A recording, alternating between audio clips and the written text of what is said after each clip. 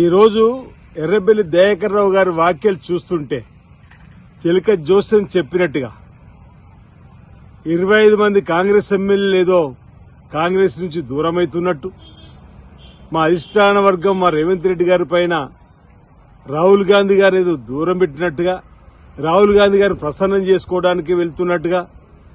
మా కాంగ్రెస్ పార్టీ ఇన్ఛార్జిగా మారి నూతన నాయకత్వం వచ్చిన క్రమంలో కూడా తప్పుపట్టే విధంగా మాట్లాడుతూ చిలక జోస్యం చెప్పేటువంటి వారిని అడుగుతున్నా, మీ చిలక జోస్యంలో ఫామ్ హౌజ్లు ఉన్న కేసీఆర్ గారు ఎప్పుడు బయట ప్రపంచంలోకి వస్తారో చెప్పంటున్నాం. మీ చిలక జోస్యంలో ఈ కార్ రేసింగ్ లో కేటీఆర్ ఎప్పుడు జైలుకు పోతే చెప్తే బాగుంటుంది అంటున్నా. ఇప్పటికే 10 మంది మీ ఎమ్మెల్యేలు మీ పార్టీ నుంచి విడిచి వెళ్లిపోయారు, మీ నాయకత్వంపై విసిగి వేసారేసి. ముందు మిగతా వాళ్ళను మీరు సక్రమంగా ఉండేటువంటి కార్యక్రమం చేసుకోండి.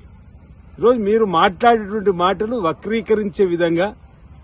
మా రేవంత్ రెడ్డి గారిని, మా నాయకత్వాన్ని ఏదైతే మీరు చిలక జోస్యంలాగా చెప్పేటువంటి మాటలు ఏమాత్రం సబబు కాదు. మీ అందరం ఐక్యంగా ఉన్నాం, సమైక్యంగా ఉన్నాం. మా ఎమ్మెల్యేలు అందరం కూడా మా సభా నాయకుడు ముఖ్యమంత్రి రేవంత్ రెడ్డి గారికి,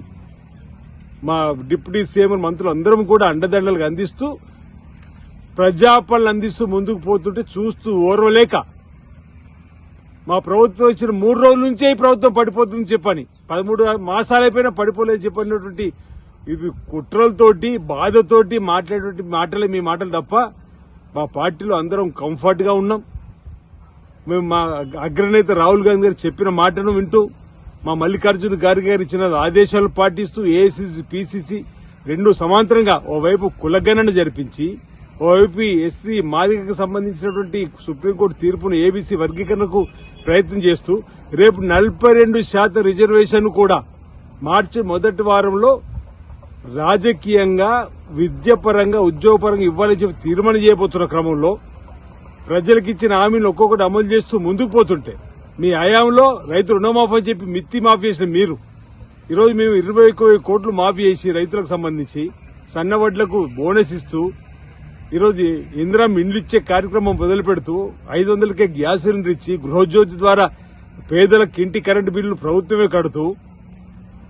ఆడతల్లకు ఆర్టీసీ బస్సు ఉచిత ప్రయాణంగా ఇన్ని మీ కార్యక్రమం చేసుకుంటూ పోతే ఎర్రబెల్లి దయాకర్ ఇవన్నీ కనిపిస్తలేవు అంటున్నా. ఈరోజు ముందు మీ పార్టీలో ఉన్నటువంటి కార్యక్రమంలో ఏమేం జరుగుతుందో చూసుకోవాలి తప్ప, అయినా మీరు బీఆర్ఎస్ పార్టీ నాయకుడే ఉండి మా కాంగ్రెస్ పార్టీలో ఏదో జరుగుతుందని చెప్పడానికి ముందే తెలుస్తుందని చెప్పని ఏ విధంగా అడగలుగుతున్నారో చెప్పంటున్నా. మరోవైపు బండి సంజయ్ గారు కేంద్ర మంత్రి హోదాలో ఉండి రాహుల్ గాంధీ గారిని పట్టుకొని ఇష్టానుసారంగా మాట్లాడుతున్నారు. మా గౌరవ ముఖ్యమంత్రి రేవంత్ రెడ్డి గారు మాట్లాడిన మాటల్లో బీసీ కుల గణనకు సంబంధించిన అంశం వచ్చినప్పుడు స్వతహాగా బీసీ కాదు ఈ ప్రధానమంత్రి గారు, ఆ తర్వాత బీసీ కులాల్లో చేర్చబడ్డటువంటి కులం ద్వారా వచ్చినటువంటి వారిగా చూసేటువంటి ప్రయత్నం చేసిండు తప్ప వారిని వ్యక్తిగతంగా చులకనగా మాట్లాడలేరు. ముందు ఉన్నత కులానికి సంబంధించినటువంటి వారి కులంలో నుంచి ఉన్నటువంటి వారే తప్ప వారు ఇంకో మాట రేవంత్ రెడ్డి గారు ఆఖరి రెడ్డి ఆఖరి ముఖ్యమంత్రిని అయినా పర్వాలేదు, బీసీల లెక్క తేలాల్సిందే, బీసీలకు పక్క న్యాయం చేయాల్సిందే, బీసీలకు 42% రిజర్వేషన్ ఇవ్వడం మీకు కట్టుబడి ఉంటామని చెప్పని ఆ కోణంలో మాట్లాడిన మాటలను ఈరోజు వక్రీకరించుకొని తప్పుపట్టుకొని ఈరోజు రాహుల్ గాంధీ గారిని పట్టుకొని మాటలు మాట్లాడేటువంటి బండి సంజయ్ గారు వారి విజ్ఞతగా వదిలేస్తున్నాం. ఈరోజు రాహుల్ గాంధీ గారి కుటుంబం ఈరోజు స్వాతంత్ర ఉద్యమంలో మోతీలాల్ నెహ్రూ నుంచి మొదలుకుంటే జవహర్లాల్ నెహ్రూ తర్వాత ఇందిరాగాంధీ, రాజీవ్ గాంధీ,